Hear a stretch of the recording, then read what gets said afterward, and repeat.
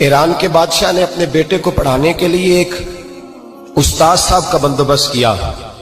उस्ताद साहब को कहा कि मेरे बच्चे को दीन पढ़ाइए, मैं चाहता हूं कल इसने इनाने हुकूमत को संभालना है तो ये दीन से आगाह हो जाए, इसको कुछ सिखाइए, पढ़ाइए।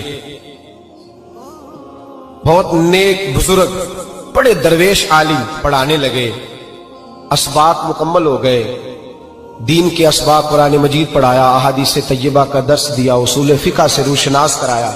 जब बच्चे ने मुकम्मल तालीम हासिल कर ली और आमीन हो गई, दस्तार हो गई, फारिग हो गए, तो फिर एक दिन उस्ताद साहब ने कहा बेटे कल तुमने जरूर आना है, कुछ बात करनी है। शहजादा गया मिलने उस्ताद साहब से। उस्ताद साहब ने कुंडी लगा ली, हाथ में दुर्रा पकड़ लिया, मार मार के पूरे वजूद को जख्मी कर दिया। कोई गलती नहीं, कोई बात नहीं, मारा। अब बच्चा आया आके बादशाह सलामत से कहा कि अब्बा जी समझ नहीं आई, बड़ा मारा है उस्ताद ने। तो सियाने थे ना बादशाह, यहां तो कारी साहब रोज कटहरे में खड़े होते हैं, मौलवी साहब आपने मेरे बच्चे को क्यों मारा है? आप 8,000 के मौलवी हैं, मेरा कई करोड़ का बच्चा है, सवेरे बदल लेंगे। खबरदार आपने बच्चे को हाथ लगाया, अपनी हैसियत में रहे माज़अल्लाह। जो कौमें उस्तादों को कटहरों में खड़ा करती हैं वो तरक्की नहीं कर पाती, जो उस्तादों को कटहरों में रोज खड़ा करते हैं। कहा अब्बा जी बड़ा मारा है, तो वालिद बड़े समझदार थे, कहने लगे बेटा उस्ताद बाप होता है, वो ज्यादती नहीं करता, कोई बात होगी, मैं तेरे उस्ताद को कटहरे में नहीं बुलाऊंगा। अम्मा से बात की, अम्मा कहने लगी बेटा मैं तेरे बाप से कैसे बात करूं, डर आता। वक्त गुजर गया, 22 साल बीत गए, 22 साल गुजर गए, बादशाह का इंतकाल हुआ, शहजादा तख्त पे बैठा।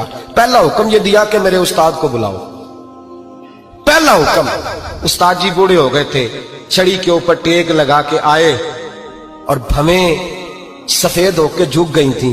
यूं आंख खोल के बड़ी मुश्किल से देखा, कहने लगे शहजादे हुक्म हो। कब मैं शहजादा नहीं, अब मैं बादशाह बन गया हूं। उस्ताद जी 22 साल बीत गए, आपने मारा था, पर वो दर्द चूंकि ज्यादती की थी, मेरा कसूर कोई नहीं था, तो ना मेरी रूह से दर्द गया है ना मेरे जिस्म से गया है, मैं बेख्तियार था, पूछ नहीं सकता था, आज बाइख्तियार हुआ हूं। सबसे पहले पहला हुक्म आपको दिया, बुलाया है, बताए क्यों मारा था, क्यों मुझे मारा था, मेरी ज्यादती बताए।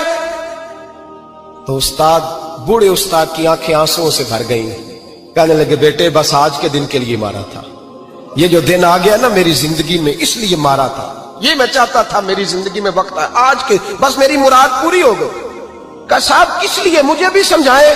आप फरमाने लगे कितनी देर हो गई तुझे मार खाए हुए, कितना जमाना बीत गया? कहने लगा 22 साल।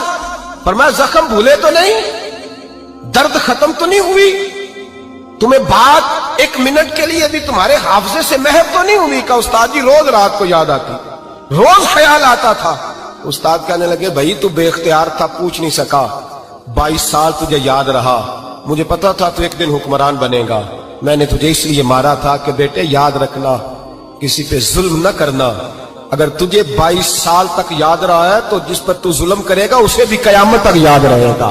और ये याद रखना, तू आज बाइख्तियार हुआ तो तूने मुझे बुला लिया है, कयामत के दिन गरीब बाइख्तियार हो जाएंगे, मजलूम बाइख्तियार हो जाएंगे, वो बाइख्तियार होंगे लिल्लाहिल वाहिदिल कहार, रब करीम की बारगाह के अंदर उनका इख्तियार होगा, अकेले अल्लाह की हुक्मरानी होगी। फिर वो बुलाएंगे बड़े बड़े कज कुला, दुनिया में जिनकी पगड़ियां ऊंची थी वो सर झुकाए खड़े होंगे, दुनिया में जो डिक्टेटर बनते थे उनकी पुश्तें लाल होंगी, उनको गद्दार लिखा जाएगा, कयामत तक नहीं भूलेगा। जुल्म करना तो सोच समझ के करना, उतना करना जितना तुम सह सकते हो, उतनी ज्यादती करना जितनी कयामत में तुम बर्दाश्त कर सकते हो। मेरे नबी करीम सल्लल्लाहु अलैहि वसल्लम ने फरमाया जुल्म से बचो, ये कयामत के अंधेरों में से एक अंधेरा होगा।